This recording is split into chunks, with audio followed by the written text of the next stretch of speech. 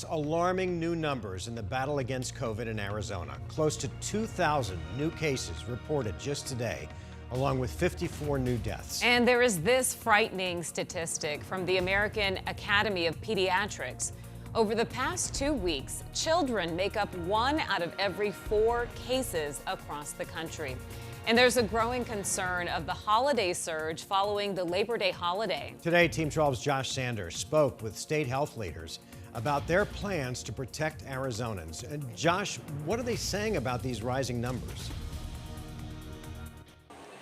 The message is much of the same. Vaccines are the best way to bring an end to this pandemic. But last time we saw these numbers, the state was holding weekly press conferences. Still, only 50% are fully vaccinated in Arizona. So I asked the state, is it time to consider a different approach?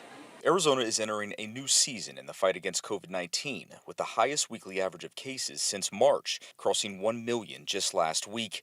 Deaths are also climbing. More than 19,000 lives tragically lost. Really, the top line message here is that vaccines work. Jessica Rigler is the assistant director for the Arizona Department of Public Health Services.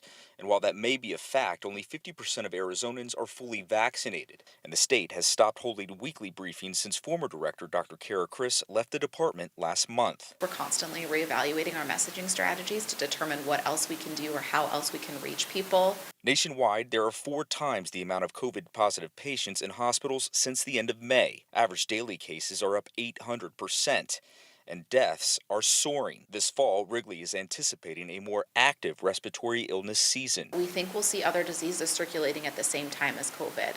We've already seen increases in RSV across the state. We expect we could see increases in influenza this year also, which we did not see last year. Wrigley says while new COVID cases are somewhat plateauing in Arizona, it's hard to know what this season will bring. The message remains, get vaccinated, not only for yourself, but for those who don't have that option. We've got a lot of kids that are too young to be vaccinated, and that's why it's so important for everyone around those kids to be vaccinated. That's going to help reduce the disease circulating around the state. ADHS tells me they are considering bringing back those weekly briefings, but the departure of Dr. Chris has left a glaring gap for someone that can communicate department initiatives to the public.